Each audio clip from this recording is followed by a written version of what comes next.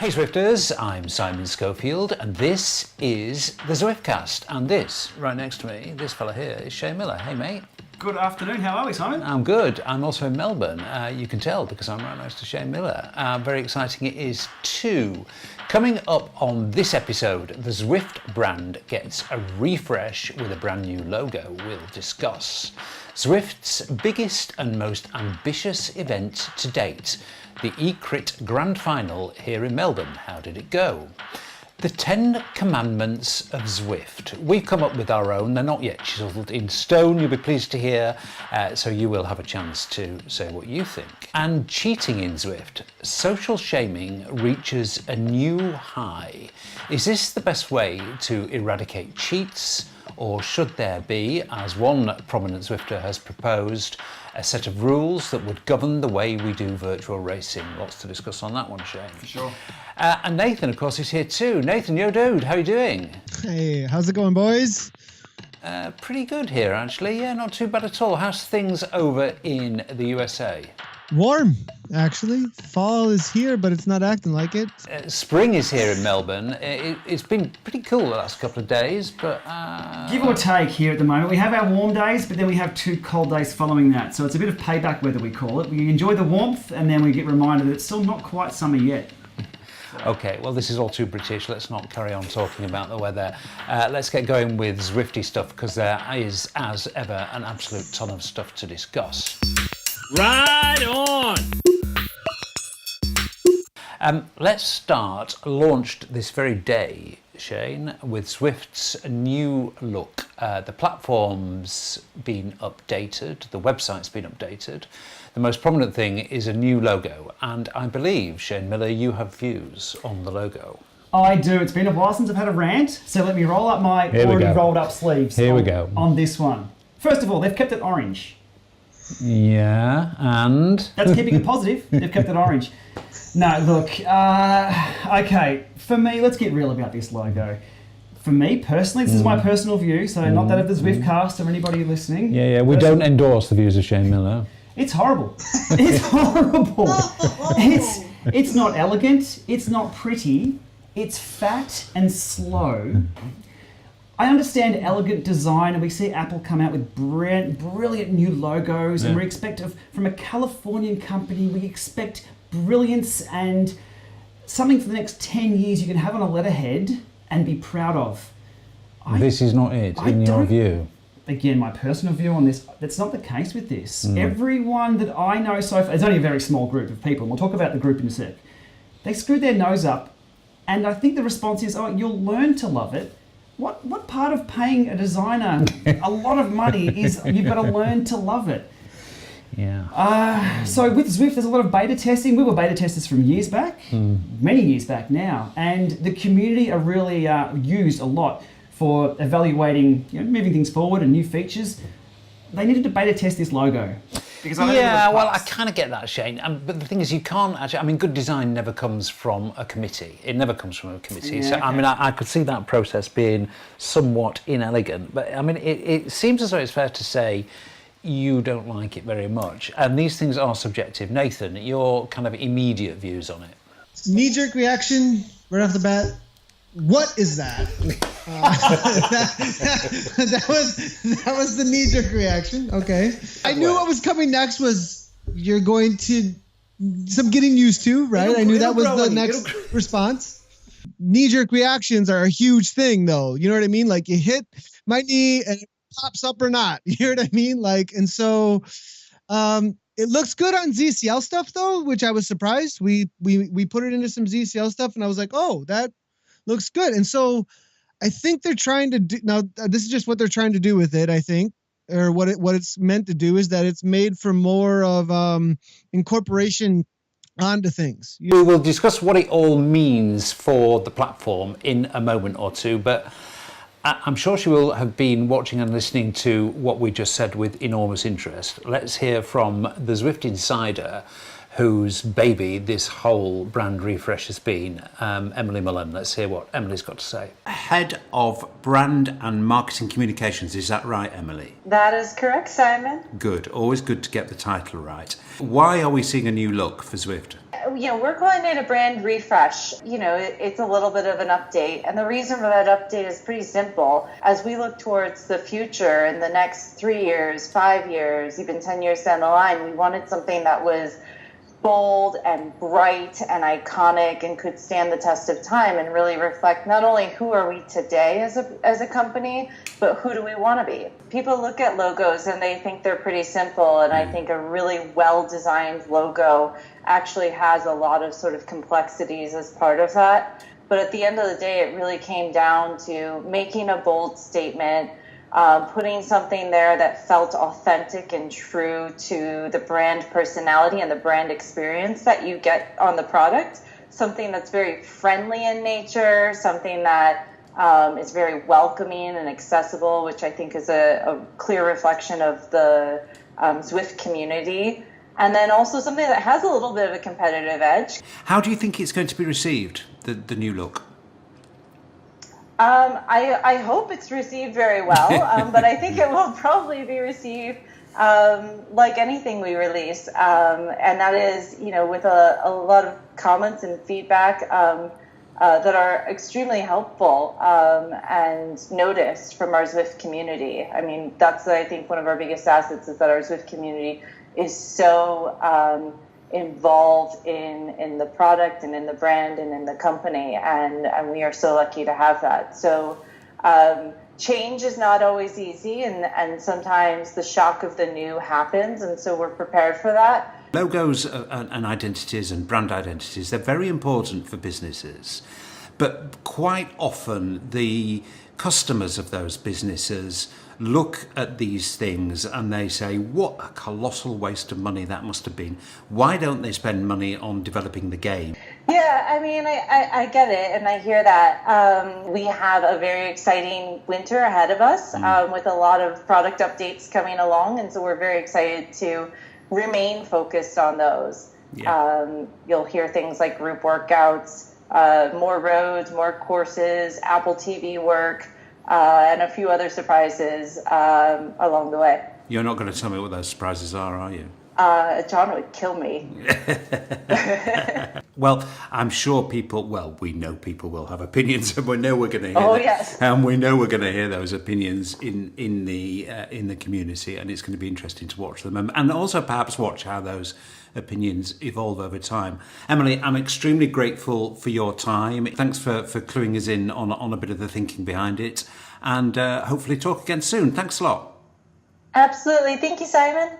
Well, not only one, but two Zwift execs on the Zwiftcast. Here's Steve Beckett, head of everything to do with marketing. I don't want anyone thinking, Zwift's disappeared up its own backside, like a lot of people in marketing get accused of. When we asked people around Zwift what the Zwift brand was, there wasn't a unified understanding of that. Who we for, what do we do, and why we're different. So we distilled this right down to an internal statement, which was, we're the fitness brand born from gaming.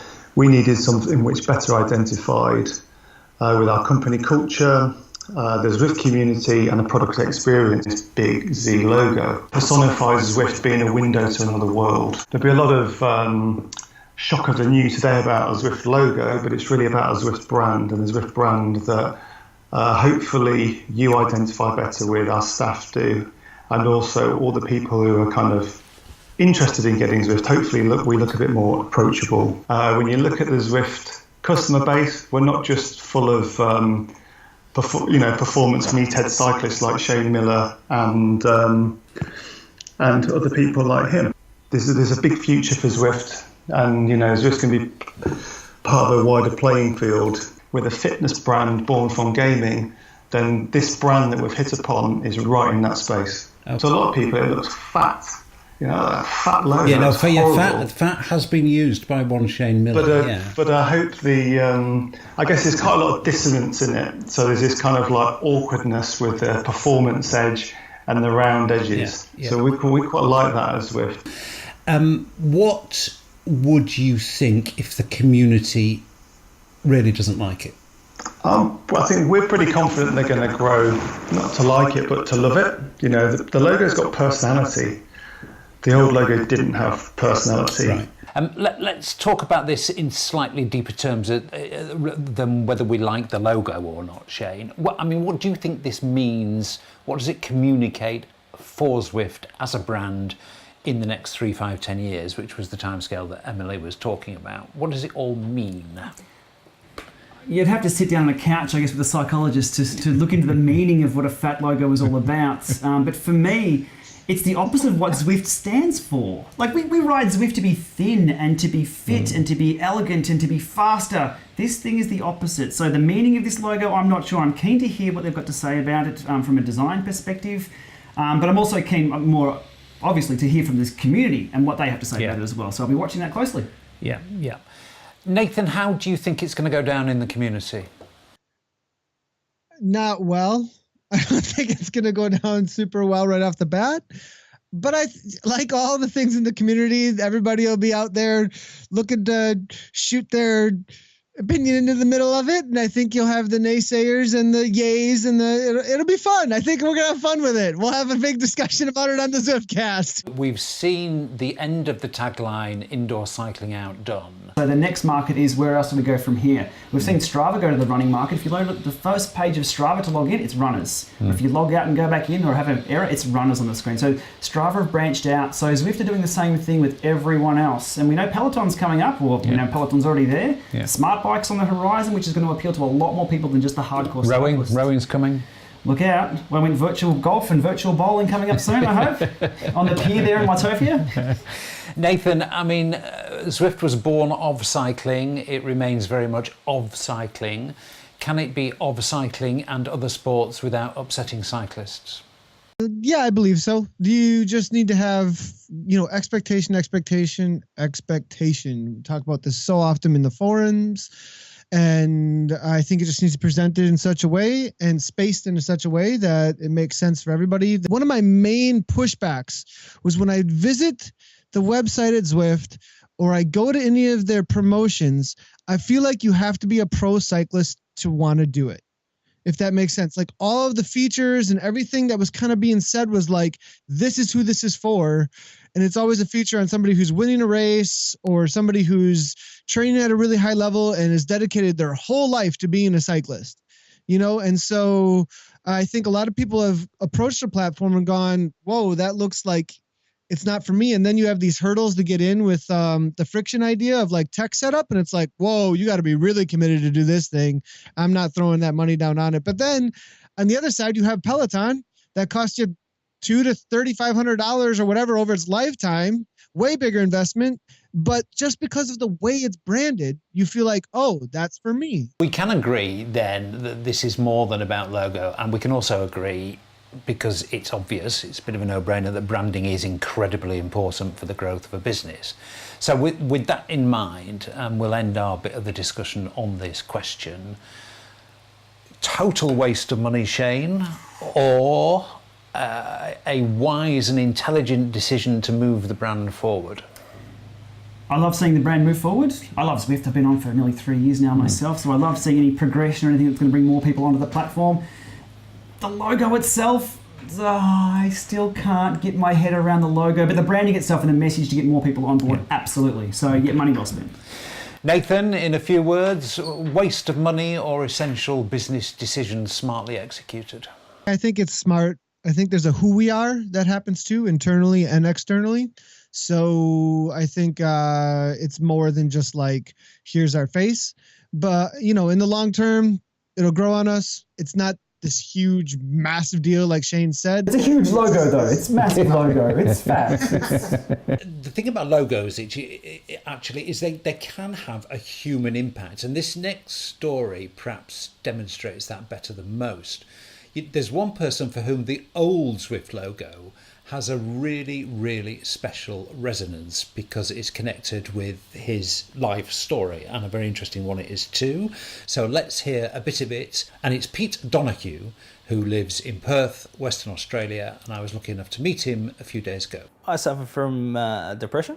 I had a drinking problem. Yeah, life certainly wasn't 5 stars, and it'd been like that for a long time. And I guess it was the the time, I guess, to grow up and make some changes with the family. And so I went and got a blood test, which didn't come back very positive, and they found a lesion in my liver, and they said, if you want to sort of see your kids grow to 20, you want to make some changes. How bad was your problem, Peter? Easily a bottle of spirits a night.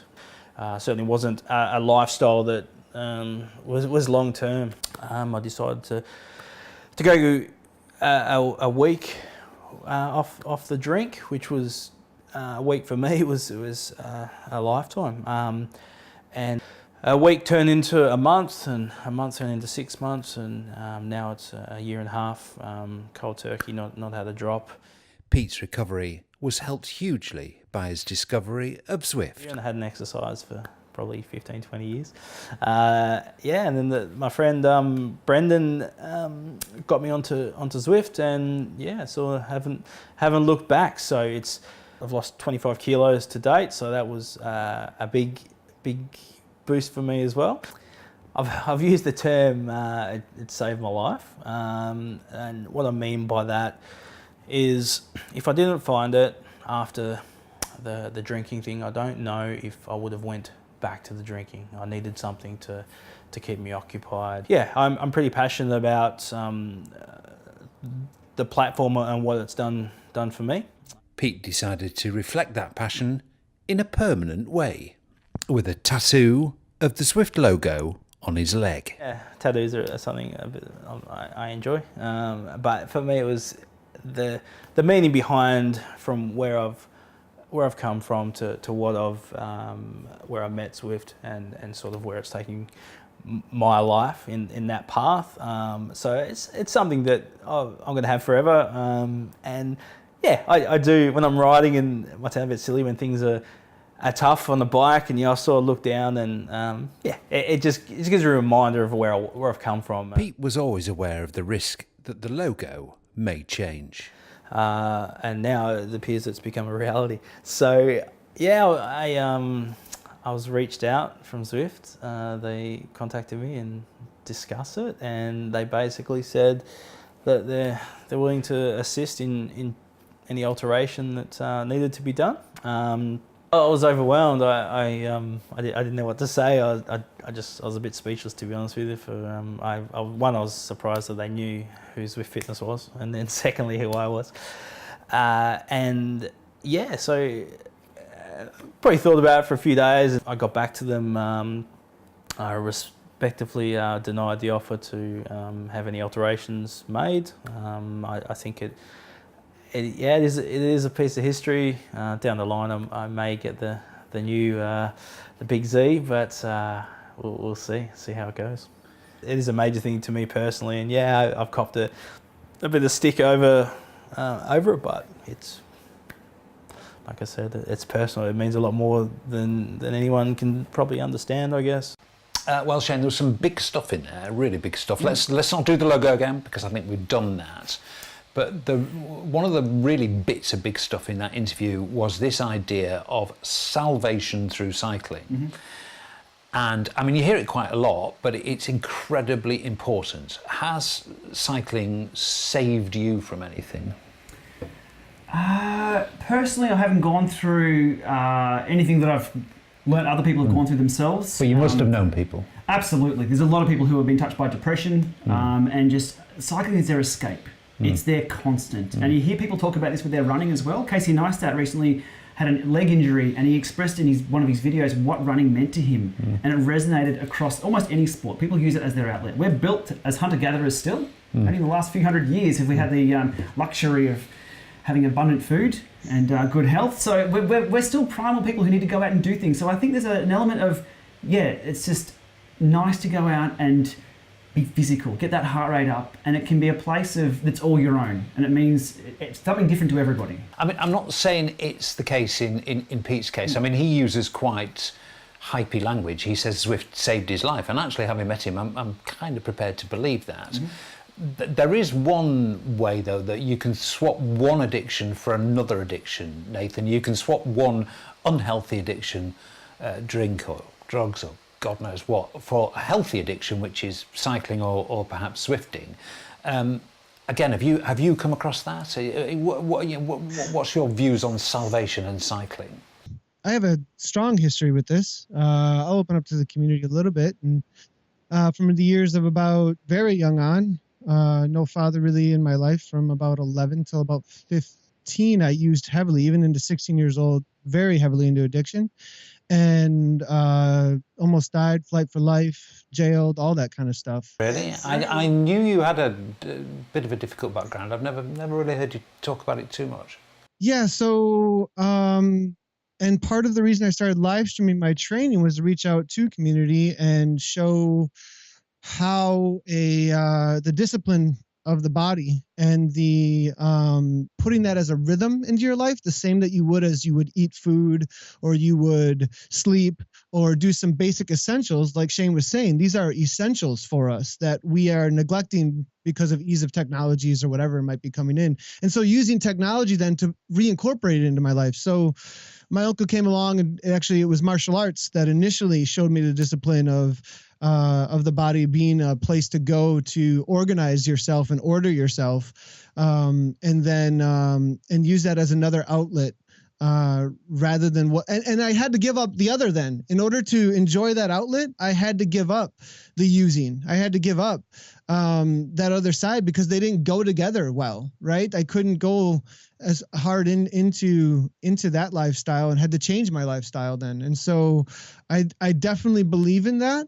I definitely believe in I guess you could use the word a saving, you know what I mean, or a salvation through the incorporation of something that is a good addiction, or I wouldn't even call it addiction, but the healthy use of your desires. I'm so glad to hear Pete's story, and I hope to hear so many more of them. I know of plenty of them just from my live streaming channel, people who I coach now because I started live streaming. They interacted with me and came from whatever kilos over, or, you know, other addictions that they were giving their life to, or whatever it was that maybe not drinking, maybe whatever it might have been, though, that they then used cycling and hanging out in the Zwift community and bettering the order of their exercise and disciplining of the body to replace those other things, and are now, you know, more fit, healthier. I mean, longer lifespan. I mean, that's just a reality. Like, these people will now live longer as long as all the correlations are correct. You know what I mean? And have a better longevity of life. So, I mean, it's a beautiful thing, and I'm really happy to hear Pete's story. The thing about these stories is they are unbelievably inspirational for people who are just maybe at the beginning of that journey, or maybe not even started that journey. So if anybody has got stories of salvation through cycling, if they'd like them to be known, and if they'd like to be shared, to put up there to help inspire people, I'd love to hear them. So, you know, do send me a private message if you're interested in sharing your story of how you've used cycling as salvation. Let's move on to something a little lighter, but actually for many people no less serious, which is virtual bike racing. To racing and to Rafa in Melbourne, where Shane and I are right now, and to the grand final of the massive e-crit competition, which Zwift has been running in conjunction with KISS. So here's what happened on the night. It's underway now. Can you hear that downstairs? I can hear that downstairs right now. Off the front already. 22 riders in the... Probably the biggest and certainly the most complex event that Zwift has organised in the company's short history took place in Australia at the Rafa Clubhouse in Melbourne. A thirsty and enthusiastic crowd gathered for the grand final of what had been a tightly contested race series stretching over the previous 5 months. This is just the express train coming by once again, and they're not taking... The KISS e-crit story unfolded over more than 20 qualifying events in 2 divisions split between the Eastern and Western time zones. A women's competition suffered from poor uptake, more of that later, but the 10 male finalists arrived in Melbourne ready for a hard ride. There'd been a deal of hype around the series, and no one was taking the final anything other than very seriously. Not least, the relatively newly appointed area manager for Zwift for Australia and New Zealand, Wes Sulzberger, who, alongside Jesper Anker, had been providing commentary services for the series and would be doing again on the night, as well as organising everything else. I've just come on with Zwift, the last, I guess, 3 weeks or so, and this is straight up the first event, which is sort of the biggest event that they've done in terms of organised sort of events. So, yeah, it's certainly a lot of pressure there, but yeah, with a great team here behind us, I think we'll get there and have a really successful event. It's become a bit of a cliche in cycling to thank the team, but honestly, these events are about as tricky to get right as the perfect lead-out in a Tour sprint. It's a live event for the public. There are compares who we need to hear at the event and on the stream. Can you judge the excitement that is happening right now? I tell you what, Christoph, the excitement is really building here. There are commentators who need a live feed of the race, and the public and the racers need to hear them. How is that going to work, Jasper? There are 10 racing stations, which have to be absolutely perfect. You really don't want a 5-month-long contest ruined by a single dropout in the final sprint. Then there's the broadcast setup. The whole thing needs to be covered with several cameras live, plus up-to-the-minute graphics, and then streamed globally. All done by a team 10,000 miles from home and with a limited excess baggage allowance. Johnny Noblet is just one of the Zwift team on the sharp end. For travelling around and trying to get something you can do a bit more on the fly and compact and mobile, it does the job. But yeah, there's a lot of things that need to be planned out first and map it out before you actually go ahead and do it. Do you feel under any pressure, Johnny? Yeah, a lot. Yeah. Well, it's live TV. It's all about being under pressure. So yeah, but it's good. Pressure's good. I've come from being in a position where I wasn't under much pressure to going somewhere where I can jump on top of it and be challenged. So yeah, it's good. Good answer, Johnny. Okay, check 1, 2, check 1, 2. Compares briefed and primed, the racing kicked off with an informal Queen of the Mountain contest. Some eyebrows had been raised by the lack of a full female competition equivalent to the men. That's what they do in Australia. And I asked Wes why it hadn't happened. There wasn't quite enough interest there, so we had three women that were continuously sort of adding up with points. Back in third place we had Rebecca Wysack, who we asked to be involved. She wasn't able to come, so we were thinking with only 2 riders really that have accumulated these points, that it wouldn't really be fair to let other people come in and sort of win the E-Crit Women's. So that's where we had to really think about what we could do best to sort of for everyone, and that was to have it as an open Queen of the Mountain event. Wes added that if the event is run again, Zwift will increase the promotion for female entrants with a view to attracting bigger fields. But now it was time for the men to take centre stage. First they're going to come behind us is not the sprint lap. These riders now will really start to come through here and start to step it up again. We will probably see some more fireworks when we start to come up through the volcano. I've been to a few of these events and it's safe to say the atmosphere at this one was easily the best. The racers rode really hard. An already hot contest was spiced up with lap sprints with cash money for the winners. And we were treated to a classic selection of pain faces, grimaces, bulging veins and plenty of sweat. Yeah, virtual racing had hit Melbourne big time. He's only got 4 seconds. Aaron Dunn is coming back. It looks like Aaron Dunn is coming back. The winner was no massive surprise, but no less deserving of top spot on the podium. Very, very hard. Okay. Oh, legs are burning.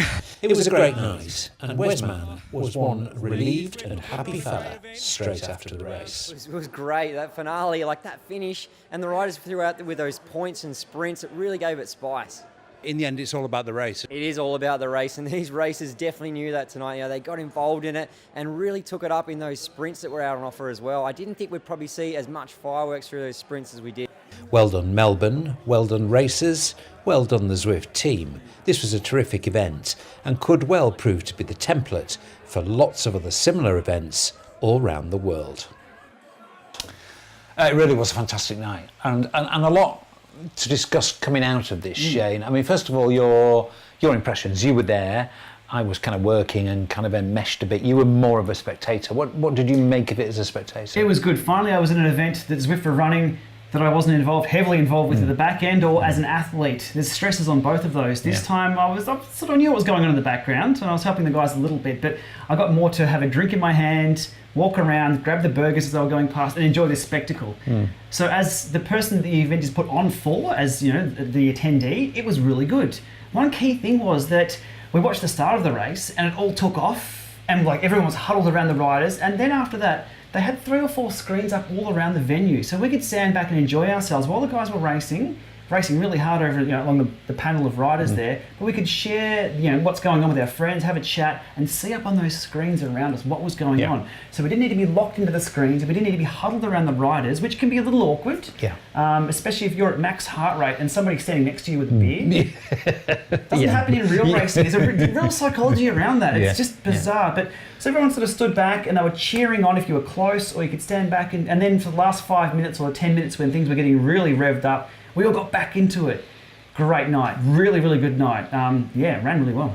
It was very, I mean, I've been to a few of these. It was very, very, very well staged, actually. And as Shane was just saying then, an awful lot of the kind of secret recipe or the magic ingredient of these events is how well they're presented and how the race can be covered for more than one audience, because it's not just the people who are standing next to the racers. You're then having to communicate what's happening to a global audience on a stream, and that's your kind of that's your area, Nathan.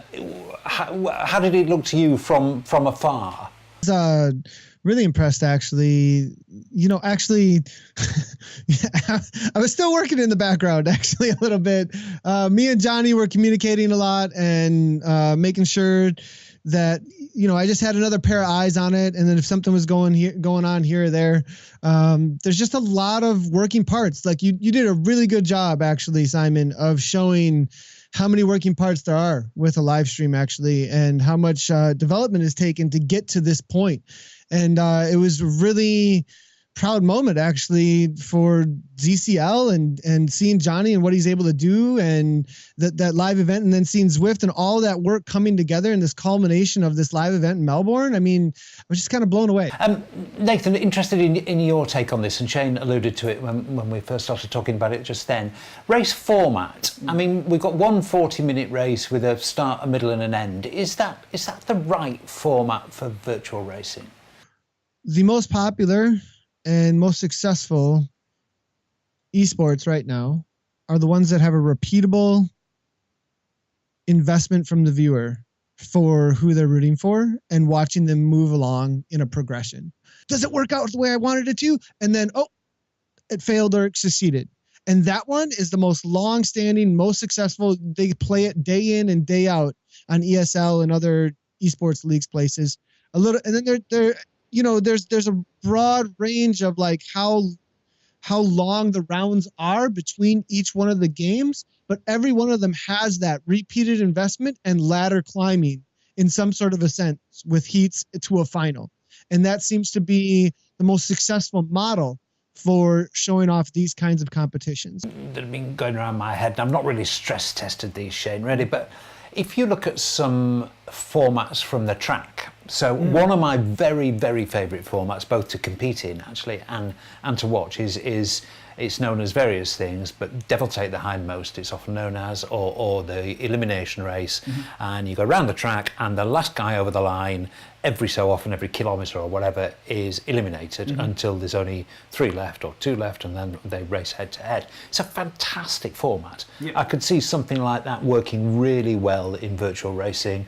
A short version of Devil Take the Hindmost, you might have 8 rounds of it produces a winner, and then they race against each other. As Nathan was saying then, repeatable investment for the viewer. Well, to gamify it, I guess. Yeah. So that'd be fine. That'd be a welcome update. And again, it's only software, so they can't really fail at this. Yeah. So even beta test it, see how it goes with a select few group. Yeah. But we did see primes added, or sprint primes added to the eCrit, which changed the racing as well. But a few people there, they were looking sideways at everyone else in the lineup, thinking, well, I don't have the legs for this at the end. And there was money on that. There was $200 or $300 on those. But they had the legs to collect the cash halfway through, and they did. They went home very happy. That changed the racing up as well. So there's been real excitement through the race. I guess that comes into what Nathan was saying about having, I guess, little games all the way through, up until the final. Yeah. So that's what happened there with the sprint primes. Yeah. So for sure, I mean, that replicated cycling as we know it, but this is software. We can do anything with the software. Yeah. So yeah, let's do Rainbow Road. Let's go downhill Rainbow Road, as Nathan was saying, and kick people off the edge, and a bit of... somebody from Zwift used to work for the person who made, or the company that made Road Rash, wasn't it? Yeah. Well, I mean, it's early days for virtual racing, and I'm sure a lot of these things have been thought about by the people who are looking at how far, how long, how big virtual racing can get. And we will have a bit more racing talk later on, because there's been, guess what? There's been some cheating going on in virtual racing. There's a surprise, isn't it? And there are a couple of ways of overcoming cheats that have been discussed at length in the Zwift community, and we'll return to discuss both of those things before the end of the podcast. But for now, let's talk about some new stuff that we know is coming to Zwift. This could be a short conversation, actually, Shane, because I don't know anything other than the fact that there is a Watopia extension coming in October. Do you know any more than that? Well, we've seen, if you go up the reverse KOM or the reverse mountain, we've seen some extensions being added. There's about 50 metres of road there. So people have been using the different camera angles to pull out and grab a screenshot. There's nothing there. It's about this much length of road. There's not much there at all. Yeah. It's in a really weird spot. So if that's where the start is, to ride to get there is going to take a while. But there was mention of it may be a portal. I'm not quite sure where I read that, whether it was Reddit or the forums or somebody rumour-mongering somewhere else. If that's a portal to somewhere else, that's all I know so far. Okay, well, there's an intriguing hint dropped. When I talked to Emily about the logo, obviously, I asked her what she could say about the Watopia extension. And of course, she couldn't say much because she was under threat of excommunication or instant death from John Mayfield, as she makes clear in this clip. So let's just quickly hear what Emily said, what little she could say. Can you give us any hint at all, Emily? I can tell you it's pretty darn cool. In terms of a hint, I have not had a chance yet to ride it myself. I've only seen it on our artist screens. We'll probably be getting it up on our QA screens hopefully within the next couple of weeks, because I can't wait to ride it based off of what I've seen on the artist screens. But a little bit of potentially some new functionality, maybe not right away, and a little bit of different gameplay. But I think people will be pretty excited about it. Interesting bit in that, Nathan, was that the extension could be linked to new functionality. Now, I was trying to figure out what that could possibly mean. What do you think? I'm not sure how much I can say because I'm not sure which thing. So I'm kind of like, and I have an idea about what it's going to look like, and I can't say much there either because I might get the touch of death too, because I think I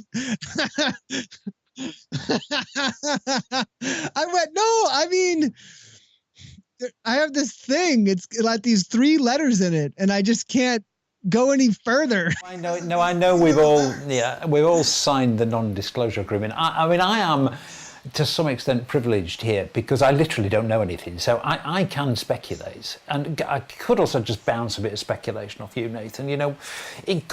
The new functionality could be related, could it not, Shane, to group workouts? Possibly. Well, that's the only extra function that we know of that is coming, that was mentioned over at Eurobike. Yeah. So maybe group workouts, but how that relates to a different road? I don't know. Could there be special pens for starting group workouts? But why would they be in a different place from... Could there be something about the nature of the roads that lends itself to group workouts? Because, I mean, the thing with group workouts is that people are inevitably going to split. Could there be something special about these roads that stops people splitting? I'm making this up as I go along. Yeah, I've got nothing. I thought the group workout was going to make it so people just stayed together anyways. I think it is. I think I'm probably overcomplicating. Could there be crosswinds that the people at the front get blown back a little bit so they have to work as hard, and tailwind at the back? Could be. No? Good, yeah. Less butterflies. Less butterflies. I saw more butterflies than birds. They take up too many frame rates. When we're talking about the number of butterflies and how many stones, I think the viewers and listeners can probably arrive at the same place that I've arrived at, is that we're scraping the bottom of the barrel for any kind of serious information here. So I think it is going to be one of those wait and sees. Now, let me move on now to another one that's been eagerly awaited, and there's a tiny bit of fresh information about this, but let's have a bit of context first. And this is Apple TV. This is Zwift for Apple TV. We know this has been on the Zwift to-do list for like ever and ever, but Apple have now just released a new generation of the Apple TV box. So Shane, would you just explain why that could be significant for Zwifters? The Apple TV bit of it. The Apple TV, well, it's an all-in-one device, so it simplifies a lot of the setup. It has a Bluetooth there already. It's just a small little box that you plug in and go. There's no Windows updates, there's no Mac updates. It's all in one. It's quite an elegant little device. Well, there's not much solid information did come out of Zwift, but I found something in the farthest reaches of the interwebs from the man himself, from John Mayfield. I'm going to read what he said. He said, I can't say for sure when it will be out, but I think we'll have our release this fall. We haven't been putting much time into it as we've been building stuff for the core users on PC, Mac and iOS mostly, so it's dragged on a bit. With the new Apple TV, that's the new generation one, and TV OS 11, I think it's nearing time. Sounds sooner rather than later to me. I hope so. It's been out in beta for a long time now. And I mean, my experience with it, it's very similar to the iPhone version or the iPad version. Yeah. So we'll see when it comes out and hits the shelves, so to speak. Okay, moving on. And time for just a bit of fun. Also in the farthest reaches of the interwebs, a group of Zwifters, mainly these are veteran Zwifters. This would be the dark web, wouldn't it? This would be the dark web. Dark yeah, I don't want to say any more about this. This would be a place you don't really want to go to. These Zwifters were asked by me, as it happens, to come up with the 10 commandments of Zwift. The post got a completely ridiculous number of responses. There was more than 10. There were a lot more than 10. There were more than 10. Most of the responses were completely unbroadcastable, and not all of them were terribly serious, I have to tell you. But I did distill some of the more sensible ones down, and I got to about 20, 30, and then I distilled them down again, and I did actually get to the 10 commandments of Zwift. And this is just draft. It's just some kind of semi-random thoughts about... they're not really the rules of Zwifting, but they're kind of guiding. They might be a guiding light for people who worry about certain things. Anyway, it's just a bit of fun. This is the perspective. 10 commandments of Zwift. Just a bit of fun. Here we go. Thou shalt learn to turn. Thou shalt never post pictures of sweat puddles. Thou shalt not say, it's only a game.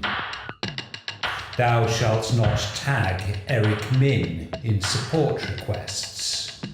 Thou shalt not covet thy neighbour's Neo or Kicker.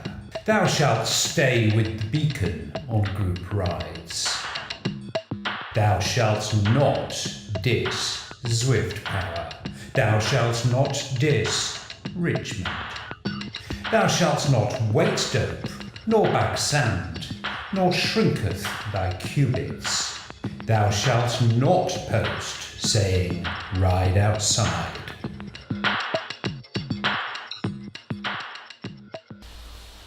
Right, well, right or wrong, I have absolutely no idea, but let's move the discussion on by asking Shane for the one that should have been in there. So, Shane, your 11th commandment, please. I don't have an 11th, but I think number 2 had to be in there. No sweat puddles. No pictures of sweat puddles. We can show people sweating, that's fine, we expect that. But a puddle? That's disgusting. So I'm glad to see that one in there. That's my 11th. Just add that twice. Nathan, have you got an 11th? thou shalt not brag thy FTP. I think that is no fort bragging the FTP on the social medias. Look, guys, here's my workout, and I got my FTP. It's 5 million watts. Exactly. The next question is, what training were you on? It's like, yeah, we go down that route. I honestly, if you saw my notebook, you'd see there were a number of drafts of the Ten Commandments, and "Thou shalt not post thy FTP" was in and out and in and out and in and out like a hokey cokey. And I have to tell you, I think probably it should have been in there. So that is a great 11th, Nathan. Thank you very much for that. If anybody would like to continue this debate, because it's quite a good debate, actually, I urge you to go and have a look at the Zwiftcast listeners page, and we could have a bit of fun with our own. What's your 11th commandment? Come and tell me on the Zwiftcast listeners page on Facebook. Okay, let's get serious. Let's talk about social shaming and cheating. If you take an interest in Zwift racing, you can't help noticing that social shaming of alleged cheats has really gone up a notch in the past few days, probably rather than weeks. But there have been some people targeted, rightly or wrongly. I have no way of knowing. Some of the evidence looks pretty strong, it has to be said. But this idea that people who are repeatedly cheating in Zwift racing can be shamed into not doing so by having their exploits and their what looks to be their strange metrics regarding changing weight and changing height and other things, by having those exposed, it might stop them cheating and it might deter others. That's the kind of principle behind social shaming. Now, that's one way of potentially controlling cheats. Another way of potentially controlling cheats is by having a code of governance, a system of proper rules for virtual racing, which people would sign up to before they take part in some, maybe not all, but in some racing. So let's take this one at a time. Nathan, I'd like to start with you on social shaming. Internet vigilantes with too much time on their hands, or the community policing itself effectively? Which is it? I'm definitely one that believes in going to someone first, then taking someone else with you, and then going to the community and the group. So I'm all about approaching someone personally first. So the social shaming, okay, but let's use a quick allegory. I got a big old thing of wasps outside my door, but and one or two are coming in, no big deal, swat one or two. All of a sudden they're like living in here and there's nothing I can do but get to the root of the problem, right? So you swat a couple wasps or gnats or whatever it is. Next thing you know, you got so many gnats, you can't deal with them. You should probably go deal with the piece of fruit that's causing the gnats, right? So there's a root of the problem, and if there's just going to be too many people to deal with. And at this point, I'm looking and seeing it's post after post after post. You're like, you can't even keep track of how many people these people are posting anymore because there's so many people on the platform. And you're like, okay, you need to get to the root of the problem, which is creating, like you said, some sort of a governance and a way of a system. You need to create a system of checks and balances in order to place people within a sphere of expectation. I wrote many posts about this over and over again, but I think we might be getting to a tipping point where there may be a space for this to actually be created. Let's go back, Shane, to get your take on social shaming. Should we be putting a picture up of a guy on the internet who we think is cheating at racing at Zwift, because it looks like he is, to be honest? Does that work? Is that the right thing to do? It doesn't scale. I think that's what Nathan alluded to just then, because the gnats coming in or the bees coming in or even the butterflies on Zwift. There's a lot of those around these days. Let's get to the root cause of the problem. But I think, look, I'll go to the positive side of this. Their intent is good. The people who are calling these other people out and spending their time going through all the stats, looking, their intent is really good. And I'd hope the same energy they put into naming and shaming also goes to defending people who are legitimate. Yeah. So, again, let's go on the positive side. It's rough justice. It's rough justice is what my view on that is. Okay, so Frank Garcia, who as regular listeners and people interested in racing will know, runs the CVR set of events, real-life virtual racing, which is certified and validated. and Frank's got a big stake in this area. And in fact, we gave him a very hard time on a podcast a couple of episodes ago because there was no code of governance or no set of rules or no anti-doping around the races that he was putting on. Well, Frank's come up with a large document, which is a first shot, and he concedes it's a first shot, a code of conduct, a set of rules, a framework of governance, call it whatever you want, for governing virtual racing. Now, Shane, you are, I'm guessing, one of the very few people in the world who has actually taken the trouble to read all 13 pages of this document. Mm-hmm. So, first of all, I mean, let's not get bogged down in detail on the actual content of the document. The principle. Do we need it? Can it work? Absolutely. This is exactly what we spoke a few episodes back that needed to be put in place. So this is excellent. This is really, really good. Look, it's a basis for the framework to start with. But for this is bigger than Zwift. This is bigger than CVR. This is bigger than Frank. This needs to have everybody sitting at the same table to make sure that this will be the framework to be used now and in the future. So we're talking about having Zwift HQ on board, somebody at the table on this one as well. We're talking Road Grand Tours, Tax Virtual Racing, Ruvi, Kinomap, Virtua Go. There's a new kid in town. Watch out for that. Like, there's a lot of things. Sufferfest. Anybody who's going to do this online, I'd love to see everybody at the table. So this may be a set of rules that now govern CVR for now, which is fine. Even if this only governs CVR, we know the framework they operate under, which gives them more legitimacy. We know that they govern themselves very well if it's based on this document. But I'd love to see this take out, just stretch its wings and cover everything virtual racing. Yeah, I agree with you, but who on earth is going to take the responsibility for making that happen? That's the big ask. Has got the deep pockets that will be needed to make that happen, has got the organisational ability, the logistical clout. Well, there is one organisation, that could probably answer yes to more of those questions than any other, and that actually is Zwift. But I mean, I would be the first to say this is absolutely not their responsibility. I mean, they put the platform up, people have chosen to use it for racing, and Zwift, quite rightly in my view, have stepped away from sanctioning people that might be cheating at racing, and they're never going to change that. They're never going to change people. that. These rules can exclude people and can ban people, and that's a hot potato that we probably don't want to deal with, which is fine and understandable from a commercial standpoint. But I still think, as we mentioned a few episodes back, this needs to be in place, and I'm really happy to see Frank sit down and actually nut this out as a beginning. Yeah, well, I think Frank's doing a fantastic job. I mean, he's actually taken the initiative but to actually execute it is a huge job, isn't it, Nathan? I mean, it's more than one private individual, even with some resources devote to it, can possibly take on. I mean, can Frank really execute this on his own, get the buy-in and do the policing and the sanctioning and everything else that goes with governance? Huge job.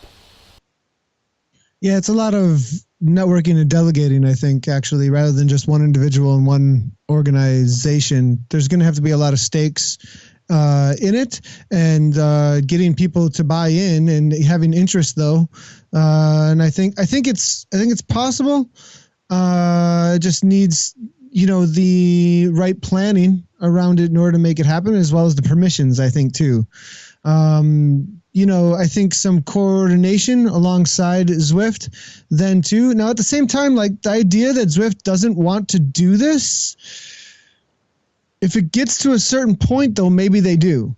I mean, one thing I've kind of toyed with, I had a period when I've been in Australia a couple of weeks now, and I had a period of time when I wasn't particularly sleeping very well, strangely enough, as my body clock adjusted, and a random thought popped into my head about 3 a.m, which was, could you have a system where, as a Zwifter, you choose, Shane, what type of member you want to be? So you could say to Zwift in the enrolment or the registration or your profile process, I want to be a racing member of Zwift. My profile is going to say Simon Schofield brackets R, which means racing, and as part of that, the deal with Zwift would be that you agree to being sanctioned if you break a code of practice, and then we could maybe bring Zwift into the process where this code of practice is formed. Now, whether they'd want to do that, I've absolutely no idea, because the number of people with R after their name, God knows what 5%, 8% is what we've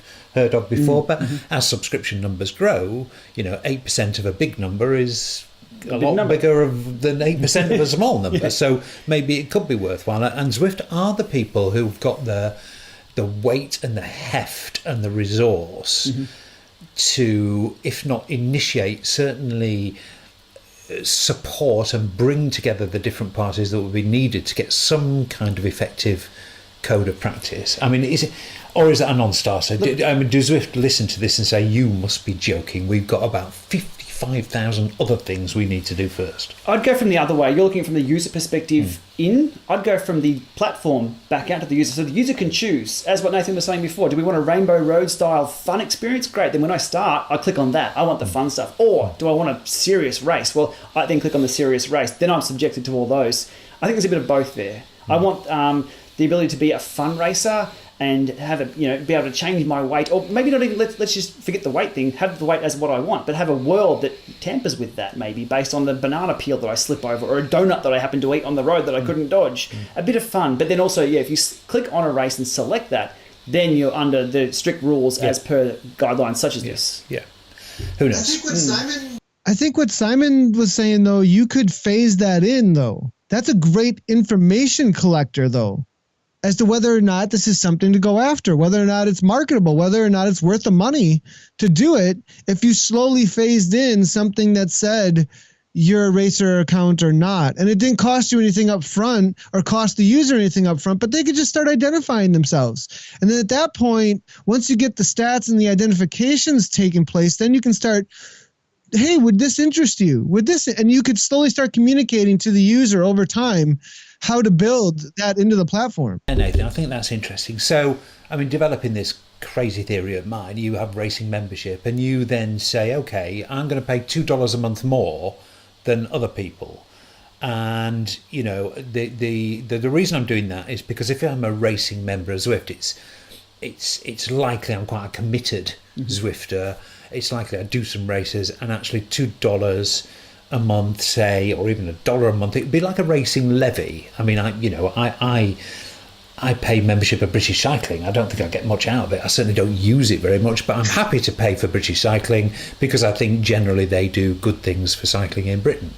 I see it as a kind of tax on cyclists, and I'm kind of happy to pay that. So maybe there's a kind of racing tax in Zwift, and you say, all right, I'm paying $11 a month, not $10, because I believe in racing in Zwift and I'm donating this $1 a month to Zwift, and I want them to use it to further the racing aims. 10,000. So how many Zwifters are there? Let's say we got 10,000 racers. You got $10,000 a month. Yeah, that is a sum of money that you could use to start to think about bringing in, governance. But is it? It's all pie in the sky. This is this a priority for Zwift? Is it a priority for Zwift? I don't know. Maybe it's on the list of questions to ask Eric when we get him sat in front of the Zwiftcast, which I hope to do in the next few weeks or so. Nathan, I know you've got races to commentate on and stuff to do, so let's hear what you're up to. This new show is finally getting off the ground, is it not? Tell us about it.